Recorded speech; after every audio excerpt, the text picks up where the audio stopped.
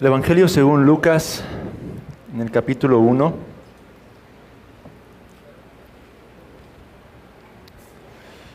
Y hoy vamos a escudriñar los versículos 39 al 45. Evangelio de Lucas, capítulo 1, versículos 39 al 45. Vamos a ponernos en pie para darle lectura a este pasaje de las Sagradas Escrituras, hermanos.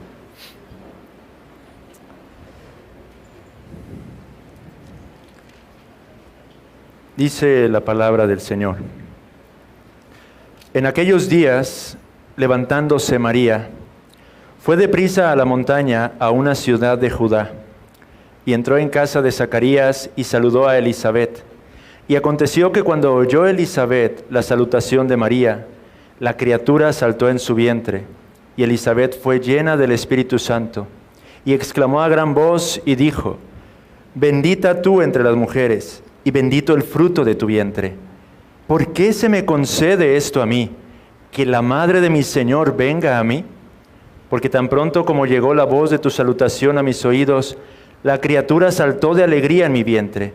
Y bienaventurada la que creyó, porque se cumplirá lo que le fue dicho de parte del Señor. Puede tomar su asiento y vamos a orar al Señor.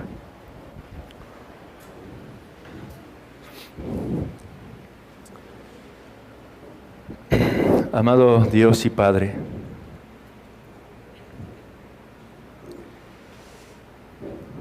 nos acercamos a ti, Señor, pidiendo una vez más que nos hagas conscientes de la realidad de tu presencia, de la realidad de tu voz, expresándose, manifestándose a través de tu santa palabra. Lo solemne, Señor, que es el congregarnos cuando hemos sido convocados como un cuerpo, Señor, para adorarte, para alabarte, para bendecir tu nombre, Señor. Y pedimos de tu gracia, Señor, para que hoy podamos escucharte con claridad, que podamos ser conducidos a contemplar tu gloria en la faz de tu amado Hijo Jesucristo y maravillarnos, Señor, del gran misterio, Señor, de la piedad. La realidad de que el Dios vivo, el Dios verdadero, en la segunda persona de la divinidad, se ha encarnado y ha venido a habitar entre nosotros para traer redención, para traer salvación, para que hoy en día podamos estar aquí con toda libertad, acercándonos sin temor a ser consumidos, Señor, pero para rendirte toda gloria, Señor, porque tú eres digno de ello. Enciende tú nuestros afectos el día de hoy por tu palabra. Pon en nosotros un canto de alabanza, Señor. Pon en nosotros un canto que bendiga tu nombre, Señor. Pon en nosotros, Señor, un permanente anhelo y deseo, Señor, de exaltarte, trayendo a nuestra mente aún de dónde nos has tomado, de dónde nos has traído, Señor, y lo que tú has hecho en nuestras vidas, en nuestros corazones, lo que sigues haciendo y lo que aún seguirás haciendo. Y aún, Padre, a través de este texto, de este pasaje, Señor, atrae, Señor, a los que aún no están en Cristo, a tu gloriosa y santa presencia, Señor. Salva entre nosotros, Padre, te lo rogamos. Da vida, Señor, y vida eterna, Padre, a aquellos que por naturaleza aún están muertos en sus delitos y pecados.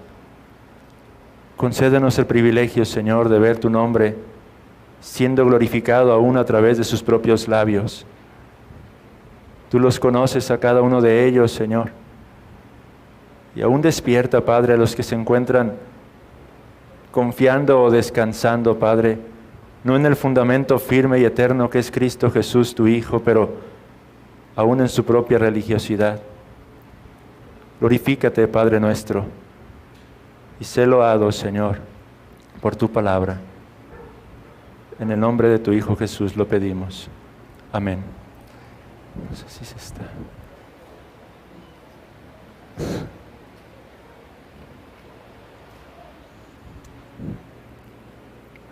Bien. Hay una frase que quiero traer a nuestras mentes el día de hoy para comenzar la exposición. de este pasaje y dice más o menos así: lo que no ha sido asumido no puede ser redimido. Una vez más, lo que no ha sido asumido no puede ser redimido. Estas palabras, hermanos, se convirtieron en un axioma dentro del cristianismo ortodoxo. No tengo la certeza de exactamente quién fue el primero en expresarlas o en formularlas, pero sé que Ireneo fue uno de los que las menciona en algunos de sus escritos. Y otro hombre que también la citó para defender el Evangelio en contra de las herejías fue Gregorio de Nacianceno. Lo que no ha sido asumido no puede ser redimido. ¿Y por qué causa es que se pronunciaron estas palabras? ¿O cuál es el sentido o el significado de estas palabras, hermanos? Estas palabras fueron pronunciadas en el contexto de la lucha de parte del cristianismo contra la herejía. Arrio, aquel hereje que enseñaba que Jesucristo era algo menos que un Dios, pero algo más que un hombre, tuvo que ser confrontado por esa herejía. Y a través de este tipo de formulaciones, los cristianos de aquella época, los padres de la iglesia, trataron de refutar esa clase de herejías, porque si Cristo Jesús no es verdadero Dios, entonces no puede traer redención a nuestras almas. No tiene la capacidad, la plena capacidad para satisfacer la completa justicia del Dios al que hemos ofendido. Y si Cristo Jesús no es verdadero hombre y completamente hombre, tampoco tiene la capacidad de darnos la salvación que tanto necesitamos todos y cada uno de nosotros. De manera que estas palabras fueron dichas en ese contexto. Cristo Jesús verdaderamente asumió sobre sí mismo la perfecta, la plena naturaleza humana para traer redención, verdadera redención de todos y cada uno de los que fueron escogidos desde antes de la fundación del mundo. Cualquier aspecto de la humanidad que Cristo no haya asumido es un aspecto que no puede ser redimido. Y amados hermanos, Lucas tiene como propósito en su evangelio enfatizar la realidad de que Cristo, el Mesías, llegó a ser y es verdadero hombre. Y no solo verdadero hombre, pero perfecto hombre. Con cuerpo y alma, tal como nosotros, hermanos. No que Cristo haya sido una especie de cascarón simplemente de un ser humano sobre el cual la divinidad posó su propia naturaleza y le concedió, le confirió una mente o un alma como Apolinar lo enseñó. Pero Cristo, hermanos, verdadero Dios, verdadero hombre. Esto es lo que se ha llegado a conocer como el gran misterio de la piedad. Y las Sagradas Escrituras son claras en cuanto a eso. Jesucristo, nuestro Salvador, verdaderamente vino y tomó sobre sí la naturaleza humana. En Hebreos capítulo 2, en algún momento ustedes llegarán a ese texto con el hermano Héctor. Pero vayamos y veamos los versículos 14 al 18. Las Sagradas Escrituras aseguran ahí con toda precisión y claridad que realmente nuestro Señor Jesucristo tomó sobre sí la naturaleza humana. Así que, por cuanto los hijos participaron de carne y sangre, Él también participó de lo mismo, para destruir por medio de la muerte al que tenía el imperio de la muerte, esto es, al diablo, y librar a todos los que por el temor de la muerte estaban durante toda la vida sujetos a servidumbre.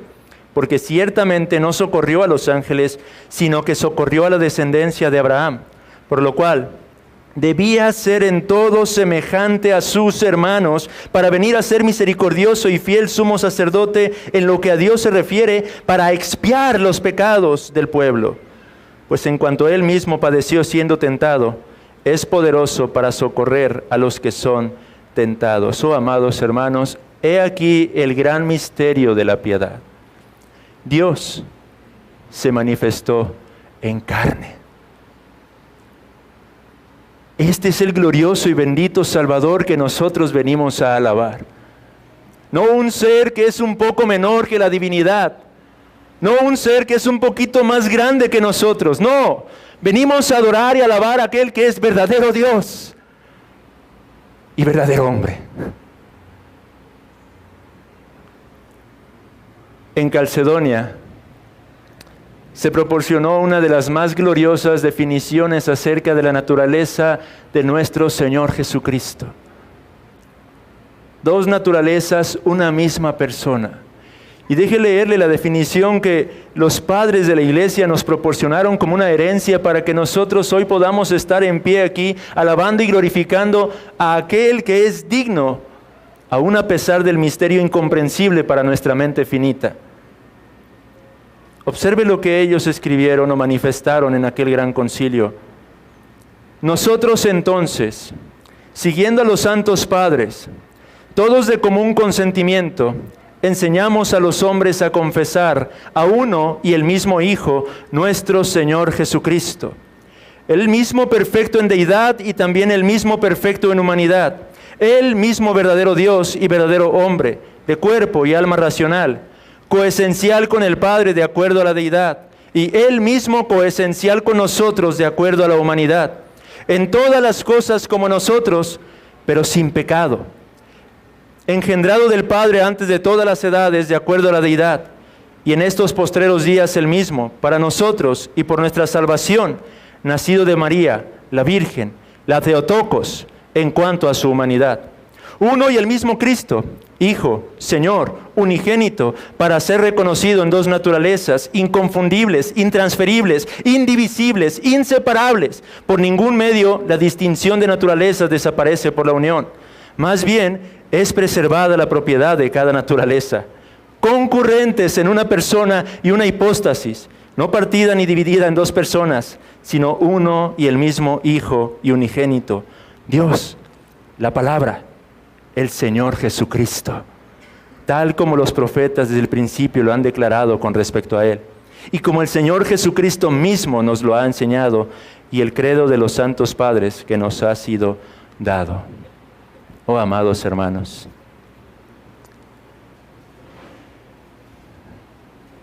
es cierto que somos incapaces de comprender esto, pero también es cierto que esto es lo que ha sido revelado por medio de la palabra. Y es Lucas quien se da a la tarea de recordarnos que esto es una realidad, por medio del cuidadoso registro de los acontecimientos que nos narra a través de su precioso evangelio, amados hermanos. Y eso es lo que ocurre en el contexto del pasaje que hoy nos disponemos a escudriñar. Recordamos la última vez, amados hermanos, que pudimos exponer la palabra de Dios con ustedes, en el antecedente de este pasaje que acabamos de leer hace un momento, encontramos a un poderoso ser celestial, a un ángel, Gabriel es su nombre, quien se acerca a esa joven aldeana llamada María o Miriam para hacerle un glorioso anuncio, el anuncio de que ésta daría a luz un hijo. Retrocedamos un poco atrás en el capítulo 1. Cuando el ángel se acerca a María, le dice, María, versículo 30, no temas, porque has hallado gracia delante de Dios. Y ahora concebirás en tu vientre y darás a luz un hijo. Y llamarás su nombre Jesús.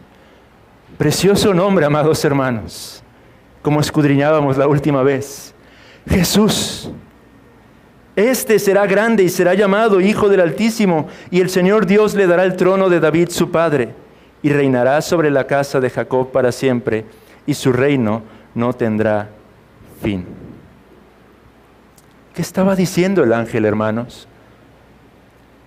Lucas nos está registrando la encarnación de nuestro Señor Jesucristo. ¿Cómo es que aconteció? ¿Cómo es que tuvo lugar entre nosotros este glorioso acontecimiento de encarnación? ¿Cómo es que la segunda persona de la divinidad vino y tomó sobre sí misma la naturaleza humana, amados hermanos? ¿Y cómo es que escogió para ello un recipiente, a una mujer llamada María, a fin de traer para todo el pueblo escogido la plena redención de sus almas? Esto es lo que tenemos en este contexto. Y recordamos cuál fue la reacción de aquella jovencita, amados hermanos.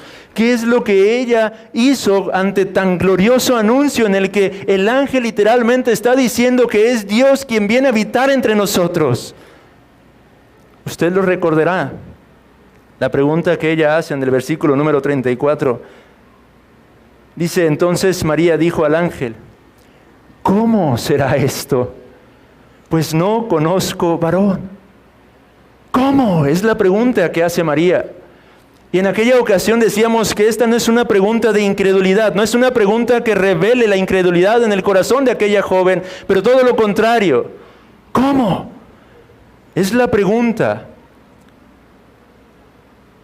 de una mujer que responde con la confianza de un niño que no duda, pero que desea simplemente que le expliquen cómo es que tendrán lugar entre nosotros esta clase de cosas. Ese es el sentido de la pregunta de María. Oh, explícame cómo es que se acontecerá esto.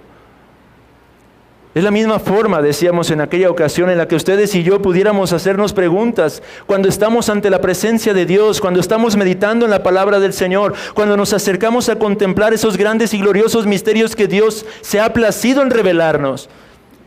Podríamos nosotros preguntar, no por incredulidad, pero con el ferviente, con el deseo de conocer más, ¿cómo, Señor?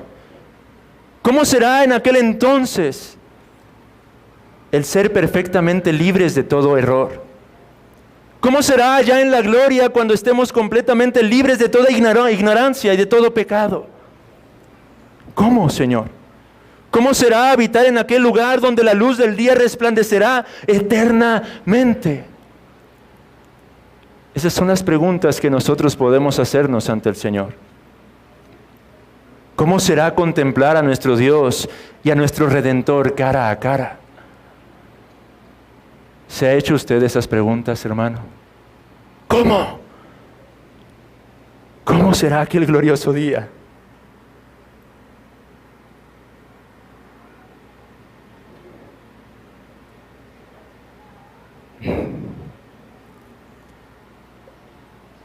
En el que podremos contemplar continuamente y sin fatiga alguna aquellas glorias cuyo resplandor es tan deslumbrante, que si las mirásemos ahora mismo, nuestros frágiles cuerpos serían convertidos en polvo en el instante. ¿Cómo será explorar la anchura y la longitud, la profundidad y la altura del amor del Redentor, y todavía poder ver nuevas maravillas, nuevas glorias y nuevas bellezas derramándose sobre nuestras mentes de forma interminable? ¿Cómo? ¿Cómo será el unir nuestras voces y cantos de alabanza al coro de ángeles en compañía de las miriadas y miriadas de los santos redimidos? ¿Cómo será cuando todos juntos, amados hermanos, clamemos a una voz, tal como el estruendo de muchas aguas, y exclamemos diciendo, ¡Aleluya!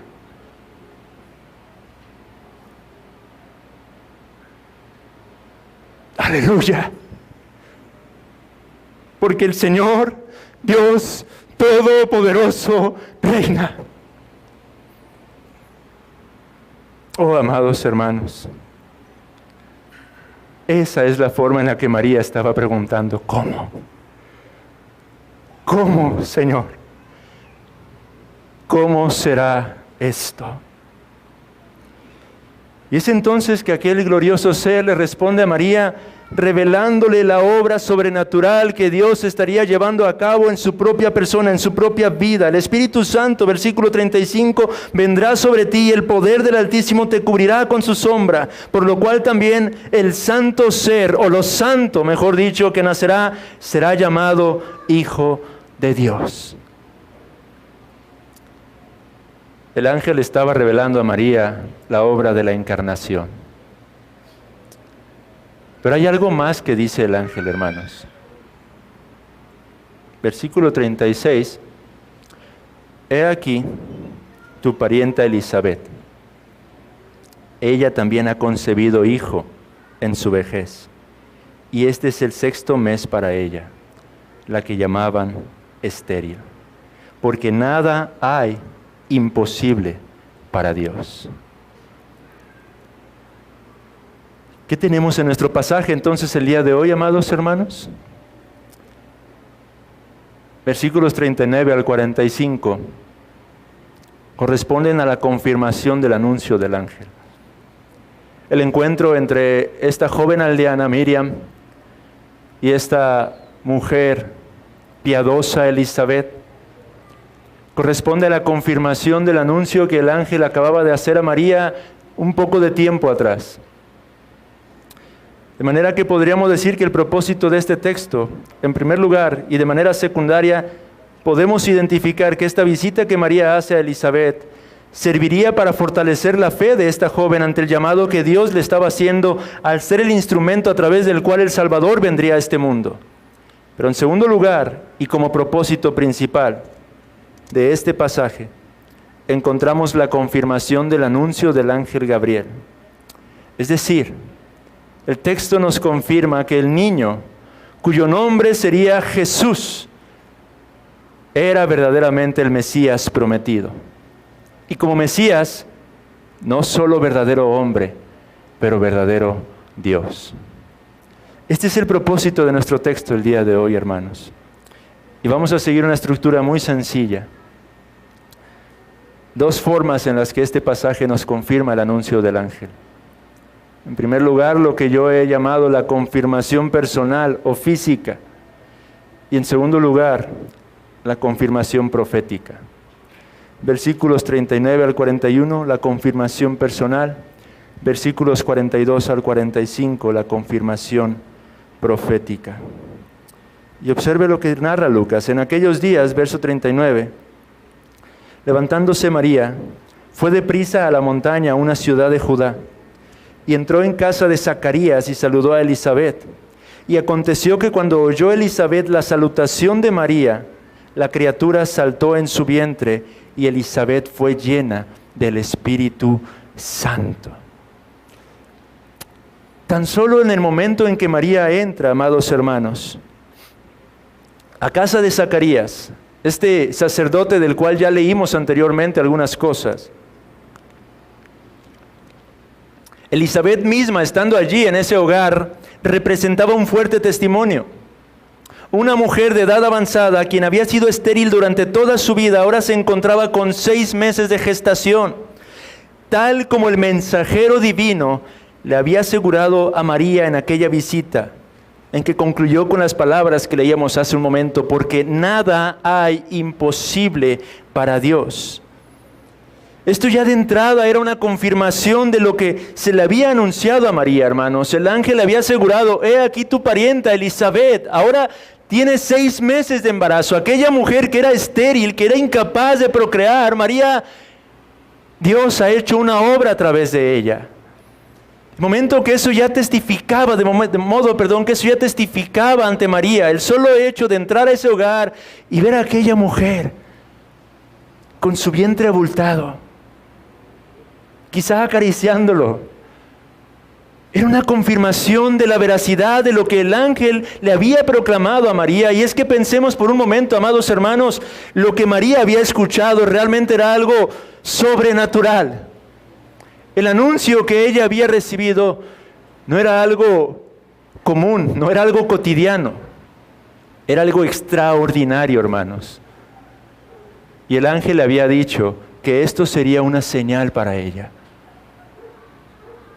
Y tal como se lo dijo el ángel, María llegaría a ese hogar, en una montaña, en una ciudad de Judá, y comprobaría por ella misma la realidad y la veracidad de estas cosas. Ahora, ese bebé, hermanos, que se encontraba en el vientre de Elisabet, nosotros ya sabemos que no sería un bebé común. sino que se trataba del mensajero del Mesías, hermanos. El último profeta del Antiguo Pacto, de quien incluso los profetas del Antiguo Pacto habían anunciado su propia llegada. Ese bebé que se encontraba en el vientre de Elisabet era esa voz de la que habló Isaías en el capítulo 40, que clamaría en el desierto para preparar un camino dispuesto para el Mesías, para la llegada del Redentor. Ese bebé que se encontraba en el vientre de Elisabet era aquel del que había hablado Malaquías, en Malaquías capítulo 4. Él es aquel Elías que haría que los corazones de los hijos se volvieran a los padres y los de los padres hacia los hijos. Y ese bebé que se encontraba en el vientre de Elisabet, según las palabras del propio ángel en el versículo número 15 del capítulo 1 de Lucas, sería un bebé que sería lleno del Espíritu Santo. Pero lleno del Espíritu Santo, ¿en qué momento, hermanos? Aún desde el vientre de su madre. El Espíritu del Señor traería esa llenura a aquel ser, aquella pequeña criatura que se convertiría en el mensajero del Mesías. Y esto es lo que vemos allí. Muchos piensan, hermanos, porque cuando María entra y saluda a Elisabet, se nos dice que hay algo que ocurre. Versículo 41, la criatura, Juan el Bautista, salta en su vientre.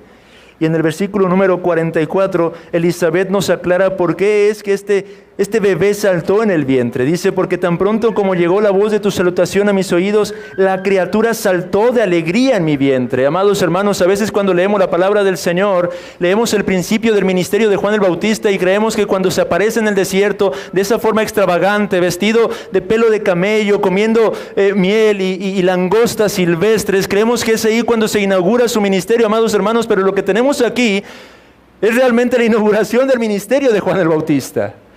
Juan el Bautista ya estaba aún desde el vientre señalando hacia el Mesías. Él estaba apuntando hacia aquel de quien en otro momento, más tarde, varios años más adelante, lo reconocería como el Cordero de Dios que quita el pecado del mundo.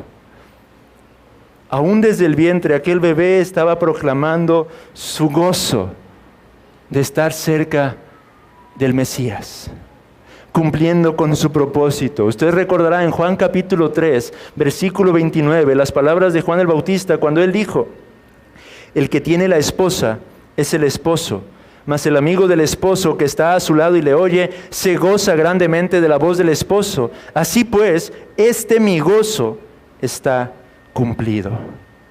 Esa fue toda la vida de Juan el Bautista, amados hermanos. En eso consistió toda su existencia sobre la faz de esta tierra. Él se gozó una y otra vez por causa del Mesías. Y aun cuando su ministerio alcanzaría un gran éxito, porque multitudes llegarían para escucharle predicar, su gozo no consistía en su ministerio, pero en aquel del quien vino a anunciar, hermanos. Y déjeme aplicar algo aquí para nuestras vidas, hermanos. ¿En dónde encuentra usted su gozo? ¿Encuentra su gozo en Cristo Jesús? ¿Encuentra su gozo en el Mesías verdaderamente? ¿Encuentra su gozo en el Salvador? Amados hermanos que continuamente proclaman el Evangelio en las calles, ¿en dónde encuentras tu gozo? ¿En el hecho de proclamar el Evangelio o en aquel de quien estás proclamando constantemente a viva voz? ¿Dónde está tu verdadero deleite, hermano? ¿En tu activismo, en tu labor, en tu obra ministerial o en Cristo? Qué peligroso es cuando apartamos nuestro gozo de la persona y obra de nuestro Señor Jesucristo, porque ¿qué hay cuando el ministerio se vuelve adverso? ¿Qué hay cuando en tu vida hay problemas? ¿Qué hay, amado hermano, cuando tu paternidad, amada hermana, tu maternidad, tu relación con tu esposo, tu relación con tu esposa se vuelve un tanto complicada por diferentes adversidades o circunstancias de la vida? Tendemos a perder nuestro gozo porque olvidamos que nuestro gozo debe estar siempre fundado, siempre fundamentado en la persona de nuestro glorioso Salvador Jesucristo, quien nunca cambia, hermanos.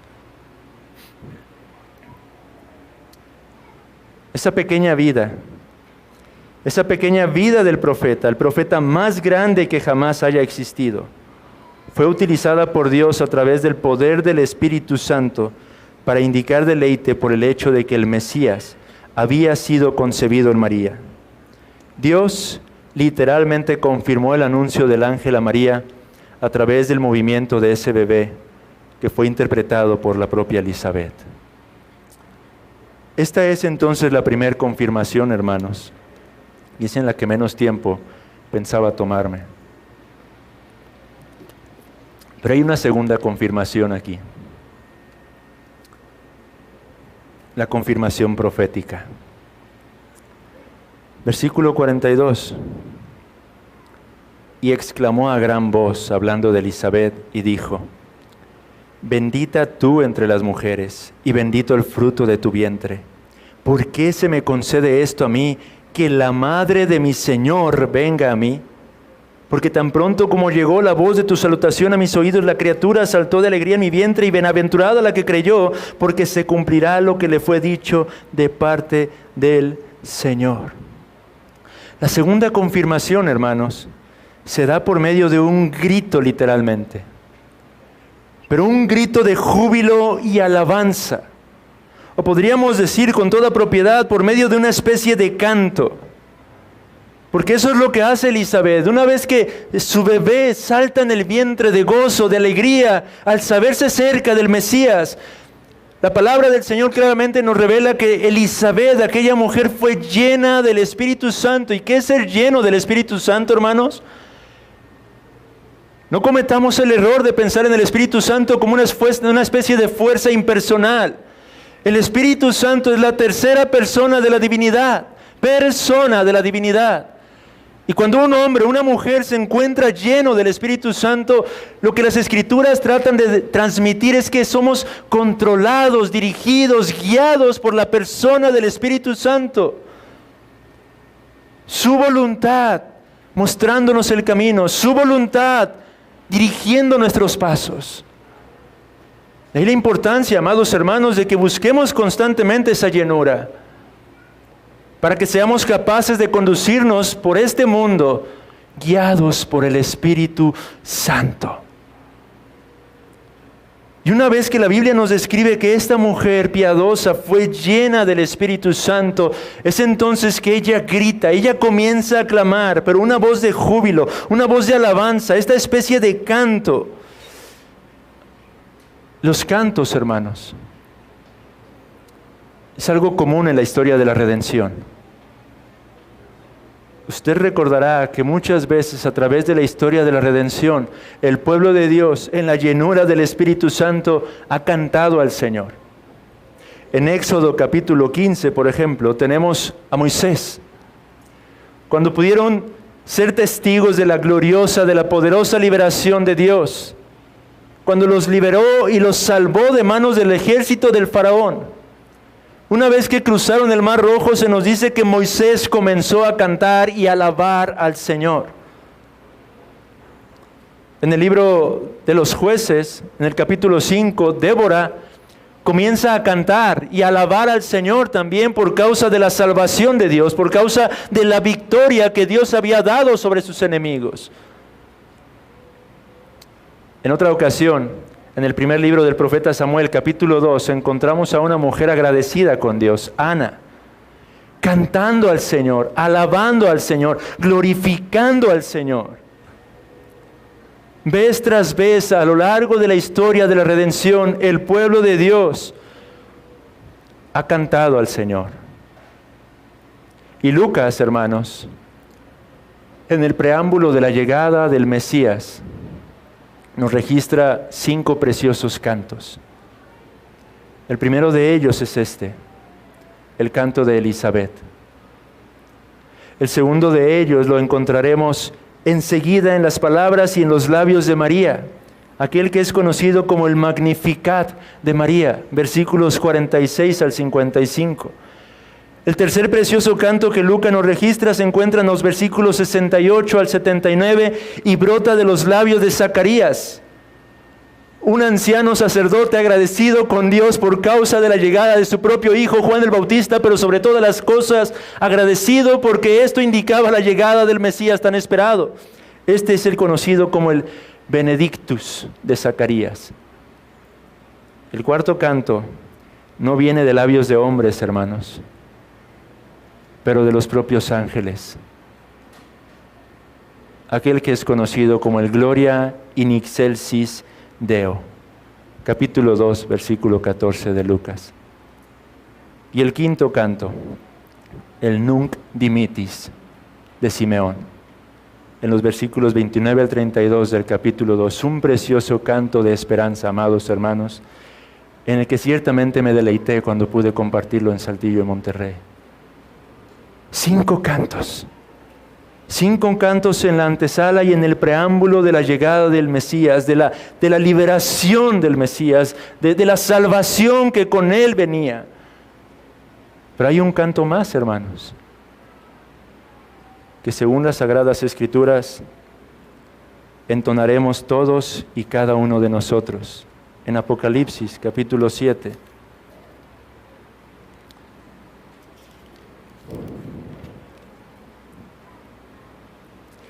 Versículo 9.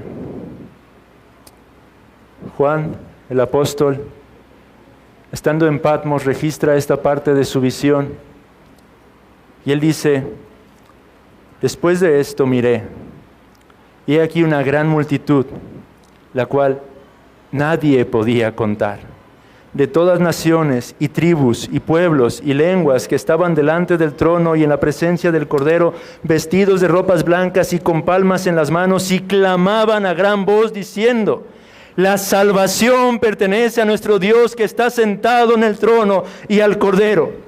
Y todos los ángeles estaban en pie alrededor del trono y de los ancianos y de los 4 seres vivientes, y se postraron y adoraron a Dios diciendo, amén. La bendición y la gloria y la sabiduría y la acción de gracias y la honra y el poder y la fortaleza sean a nuestro Dios por los siglos de los siglos. Amén. Oh, amados hermanos, hay un canto de redención que entonaremos todos juntos, todos unánimes, a una sola voz, cuando finalmente estemos allá en la gloria, contemplando la majestuosa, la grandiosa presencia de nuestro bendito Salvador, el Cordero de Dios que vino a quitar el pecado del mundo. Los cantos entonces, amados hermanos, que se encuentran registrados una y otra vez en las Sagradas Escrituras, nos llevan a ese momento cumbre, a ese momento sublime y glorioso, del cual, hermanos, y escúcheme bien hoy, amado hermano, lo que hacemos aquí domingo tras domingo es un pequeño vistazo. Amado hermano, cuando se encuentre con un corazón frío al momento de alabar y adorar al Señor en este santo día en el que somos mandados a adorarle, medite un poco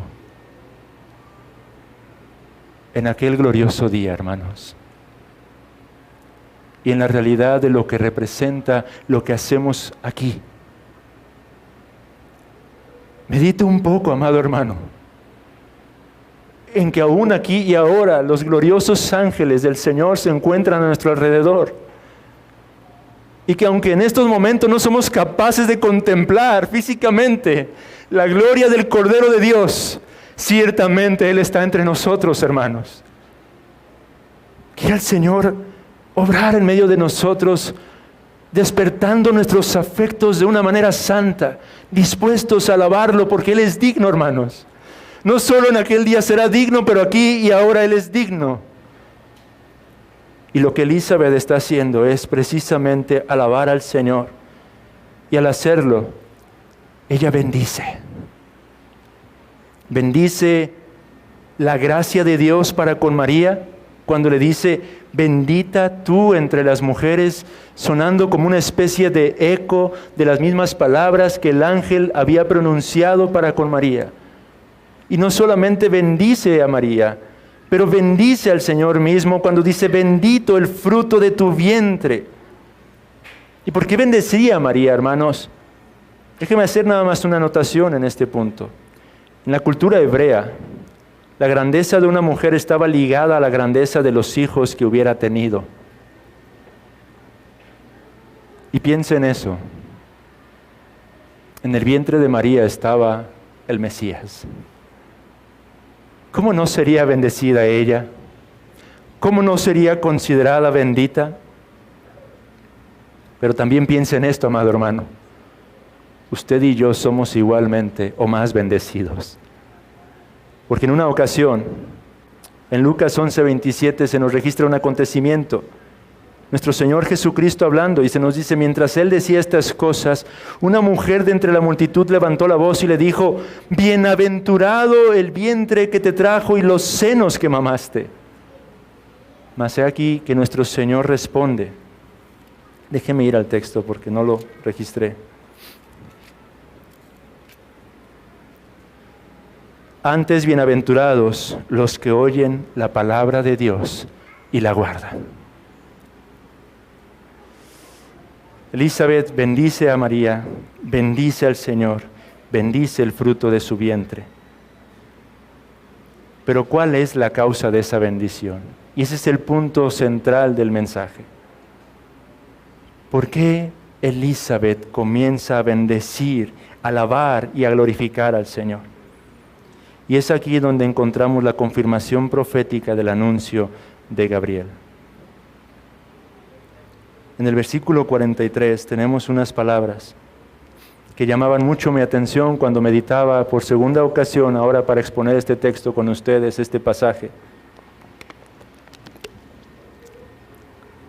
¿Por qué se me concede esto a mí? Es la pregunta de Elizabeth. Que la madre de mi Señor venga a mí. Esta pregunta nos da la pauta del por qué es que Elizabeth está tan gozosa. ¿Por qué es que Elizabeth está alabando y glorificando a Dios y bendiciendo? ¿Cuál es el énfasis en esta pregunta, hermanos? ¿Acaso es la presencia de María lo que lleva a Elizabeth a maravillarse y sentirse tan privilegiada? ¿Será eso, amados hermanos?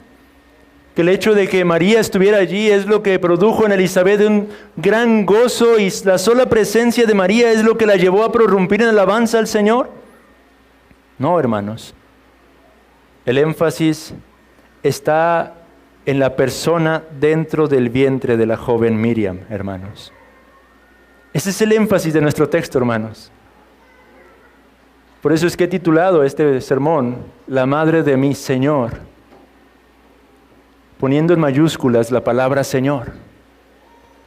El énfasis de nuestro pasaje está en aquel que se encuentra en el vientre de María en esos momentos. Elizabeth lo que está haciendo aquí, amados hermanos, es literalmente llamar Señor, Kyrios, Dios, a ese pequeño ser que se encontraba en el seno de aquella virgen judía desposada con aquel varón llamado José. Porque esa es la palabra que usa la madre de mi Kyrios, de mi Señor, venga a mí. Amados hermanos,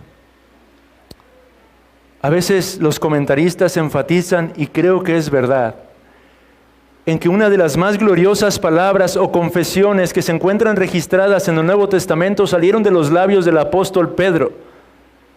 Cuando nuestro Señor Jesucristo responde a Simón Pedro y le hace una pregunta respecto de quién dice, le dice a los discípulos, ¿quién dicen ustedes que soy yo? Y en Mateo capítulo 16, versículos 16 al 17, se nos dice, respondiendo Simón Pedro dijo, tú eres el Cristo, el Hijo del Dios viviente.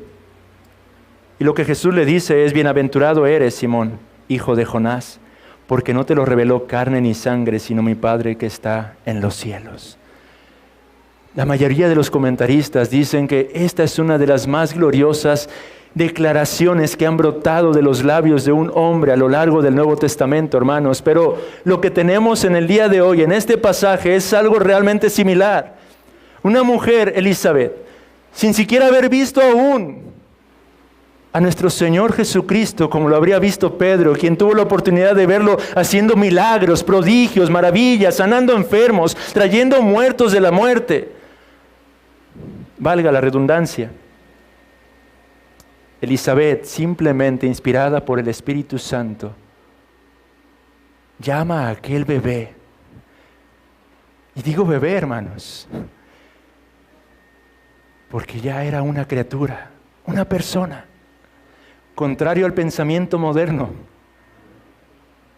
Lo llama Kyrios, el título para Dios, el título para el Omnipotente. Mi Señor.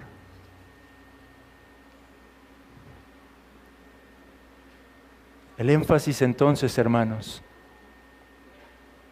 está en ese bebé, en el Dios encarnado.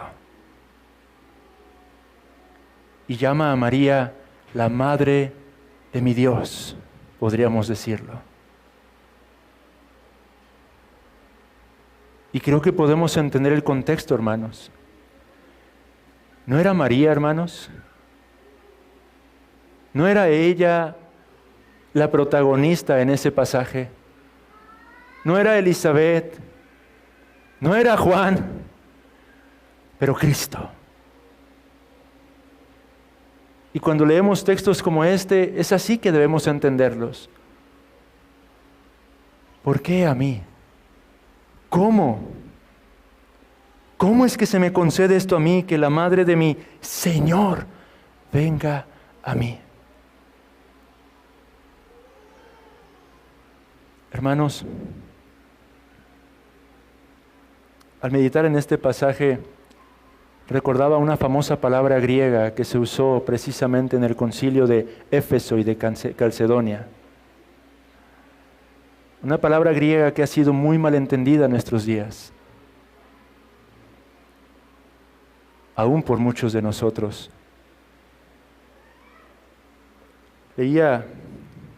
Meditaba un poco y recordaba las palabras de un libro de gramática de mis hijos. Y quiero citar estas palabras para que podamos entender la importancia de comprender el uso del lenguaje. Antes de hablar, piensa bien primero lo que vas a decir. Niños, pongan atención a estas instrucciones, les van a ayudar para su escuela en casa. Para decir a otro lo que pensamos, nos servimos del lenguaje. Hablamos. Hablar es decir con palabras lo que pensamos. Los animales no hablan. Solamente el hombre ha recibido de Dios un alma racional, capaz de pensar y reflexionar, y el don de la palabra, con el cual puede fácilmente comunicar a sus semejantes todo lo que piensa, siente y quiere. Las cotorras y los pericos pueden hablar, pero solo repiten las palabras que uno les enseña sin saber lo que dicen. Los niños y las niñas que hablan mucho y sin reflexionar, lo que hacen es imitar a estas cotorras. Y querría yo agregar a estas palabras, los adultos, muchas veces hacemos exactamente lo mismo cuando hablamos sin reflexionar o entender de aquello de lo que estamos hablando. Y esta preciosa palabra griega de la que estoy hablando es una palabra que hemos tendido a confundir hoy en día y que hemos permitido que nos sea arrebatada incluso por el romanismo, por el papismo. Cuando leí la declaración, la confesión hecha en Calcedonia, mencioné esta palabra en griego, Theotokos. Theotokos. ¿Qué significa esta palabra? Bueno, de una manera no tan literal podríamos decir, Madre de Dios. Es así como en el concilio de Calcedonia se refieren a María como la Madre de Dios. Y en un sentido es como Elizabeth está refiriéndose a María, la madre de mi Kyrios, la madre de mi Dios, de mi Señor. Ahora, la palabra Theotokos, déjeme explicar a propósito de lo que comentaba acerca de la lección de gramática. Está conformada por dos términos. El término griego theos, que significa Dios, y el término tokos, que significa el acto de dar a luz. El sustantivo tokos proviene del verbo ticto, que significa dar a luz, es decir, parir. El verbo ticto, de hecho, es usado en Lucas 1:31, cuando el ángel le dice a María: concebirás en tu vientre y darás a luz un hijo. Y también es usado en Mateo 1:21, cuando el mismo ángel le dice a José: María dará a luz, ticto, un hijo. Por lo tanto, la traducción más literal para la palabra Theotokos es la que da a luz a Dios. R.C. Sproul señala en una de sus obras: el historiador Jaroslav Pelikan nos ha dado una muy buena traducción de Theotokos, una que encapsula muy bien su significado histórico, y es el siguiente: aquella que da a luz a aquel que es Dios. Cuando la iglesia utilizó esta palabra, hermanos, debemos entender que su propósito no era mariano, sino cristológico. Lo mismo que hizo Elizabeth. Cuando se refirió a María como la madre de mi Señor, de mi Dios, su propósito no era mariano, sino cristológico. Ella estaba enfatizando la persona de nuestro Señor Jesucristo, que se encontraba ya en ese instante en el vientre de aquella mujer, de aquella joven. Ahora, retomando el término Theotokos, a causa de otras nuevas herejías que surgían en aquellos días en que se utilizó este término, que surgían atacando el fundamento del Evangelio, se hizo necesario clarificar lo que las Escrituras enseñan sobre el gran misterio de la piedad. Hubo una herejía llamada nestorianismo, que se levantó amenazante en contra de la obra misma de salvación al señalar que Jesús ciertamente poseía dos naturalezas, pero sin embargo estas dos naturalezas se encontraban en dos personas distintas, unidas o asociadas solo por causa de la voluntad de ambas. Al hacer esto, el nestorianismo convertía a Cristo en una especie de guía que solo nos muestra el camino al cielo, pero que en realidad es incapaz de ofrecer un solo y suficiente sacrificio por los pecados de su pueblo. ¿Por qué fue tan importante el uso de esa palabra, amados hermanos? ¿Y por qué es que hoy en día tendríamos que entender el significado de esta palabra, amados hermanos? Porque esta palabra es la que se empleó, se utilizó para argumentar en favor de la realidad del misterio de la piedad. Cristo, verdadero Dios y verdadero hombre. En contra de aquellos que simplemente decían que Jesús era un mero hombre, esta palabra enfatizaba diciendo: Cristo es Dios.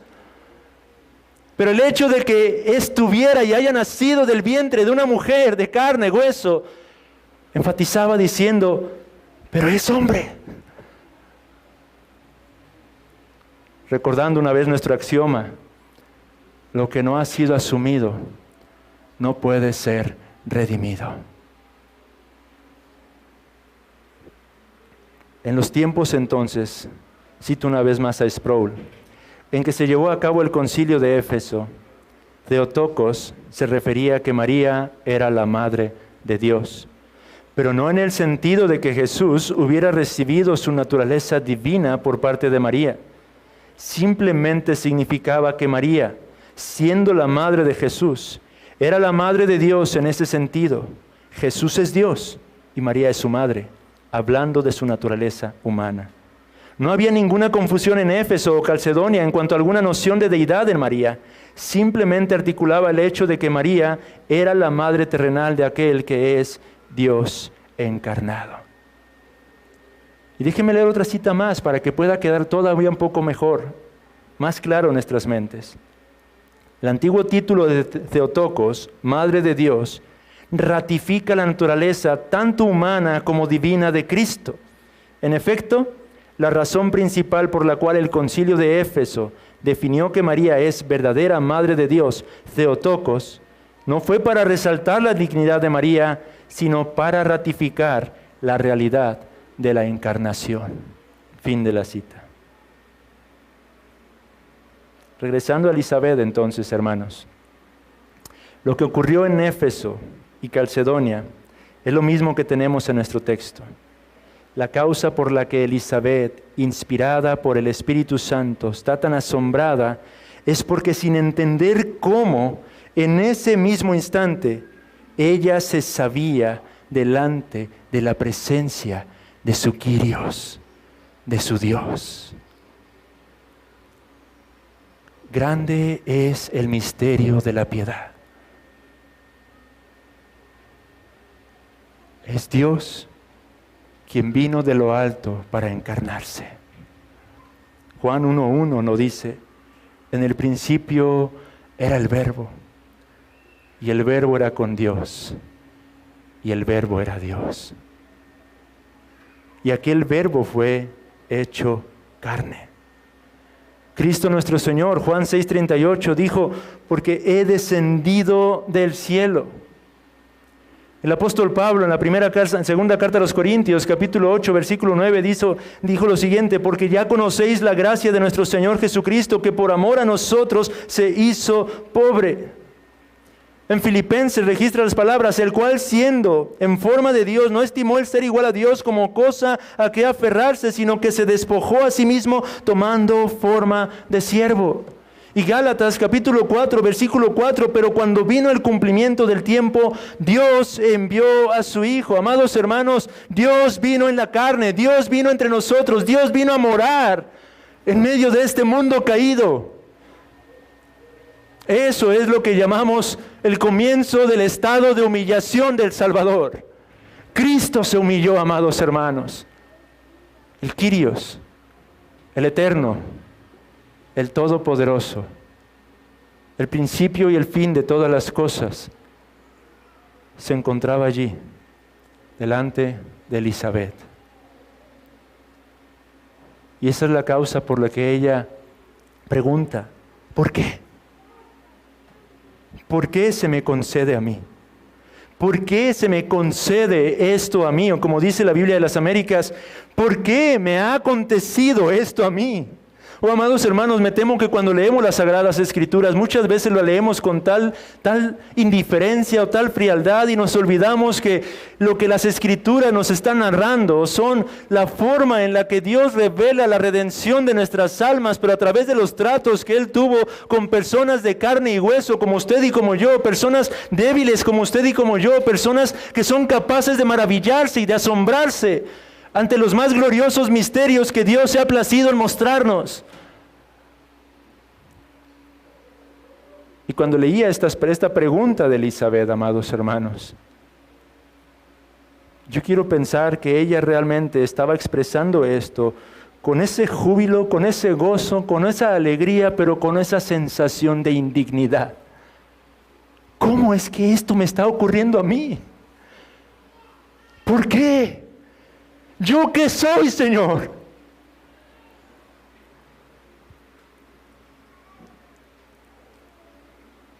Y esa es la misma clase de pregunta que deberíamos hacernos el día de hoy todos nosotros. ¿Por qué? Amado hermano, que has conocido la gracia de Dios en Cristo, vuelve a reflexionar en esta pregunta y tú háztela a ti mismo y házela al Señor y pregunta, ¿por qué?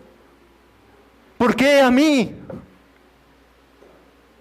¿Por qué yo? ¿Por qué he podido conocer la gloriosa salvación? Amigo que estás entre nosotros, pregúntate en estos momentos, ¿por qué a mí? ¿Por qué yo puedo estar escuchando estas verdades en este instante, en este momento? ¿Por qué se me ha concedido el oír vez tras vez la realidad de la salvación en Cristo? Y si ya no entiendes el porqué, del énfasis del por qué,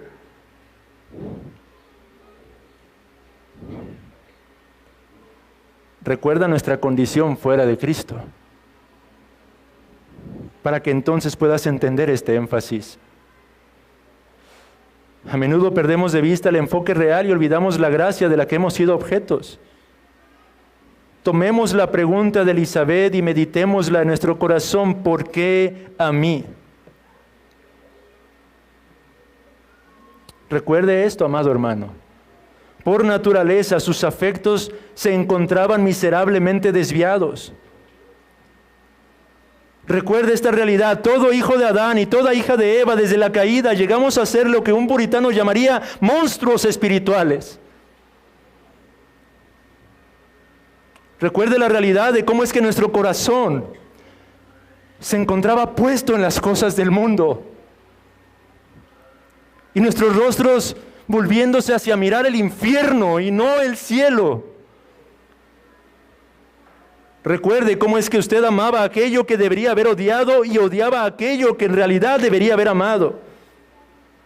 Recuerde cuánto gozo encontraba en aquellas cosas por las que más bien debería haberse lamentado, y cuánto se lamentaba de aquellas cosas por las cuales debería de haberse gozado. Recuerde, amado hermano, que usted y yo, fuera de la gracia de Dios, aborrecíamos aquello que más bien deberíamos haber deseado, y deseábamos con todas nuestras fuerzas lo que en realidad deberíamos haber aborrecido. Recuerde su naturaleza, amado hermano. Marcos capítulo 7, versículos 21 al 22, nuestro Señor describe la realidad de la condición del corazón del ser humano cuando dice: porque de dentro del corazón de los hombres salen los malos pensamientos, los adulterios, las fornicaciones, los homicidios, los hurtos, las avaricias, las maldades, el engaño, la lascivia, la envidia, la maledicencia, la soberbia, la insensatez. Esto es lo que se alberga en el corazón de cada criatura que nace en este mundo, desde el día en que Adán y Eva cayeron.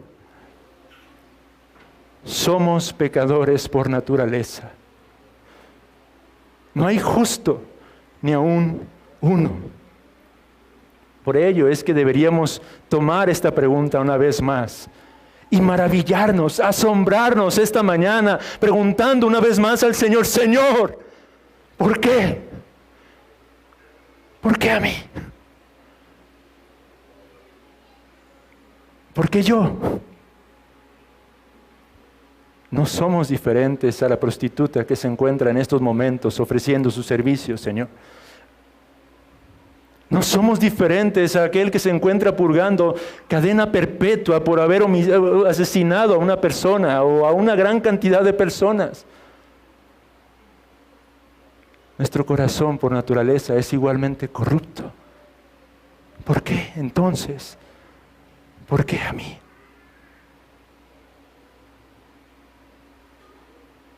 Y la respuesta, amados hermanos, es simple: por gracia.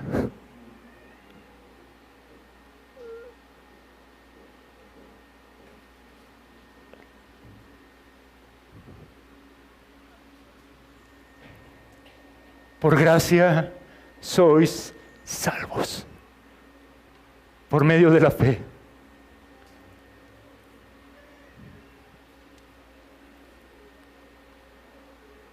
Y esto es don de Dios, no por obras, para que nadie se gloríe.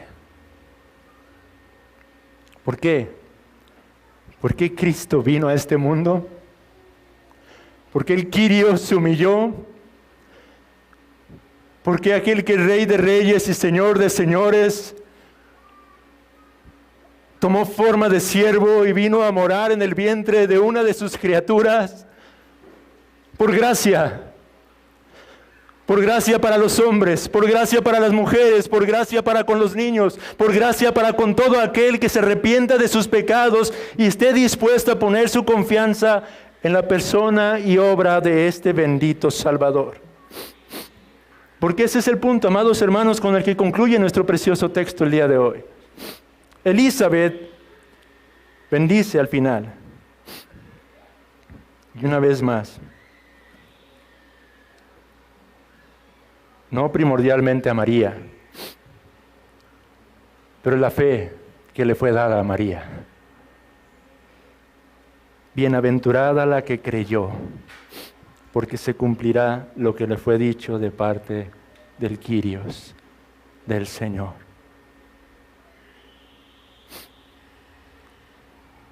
Con todo respeto para todos los que aseveran la divinidad o la no pecaminosidad de María,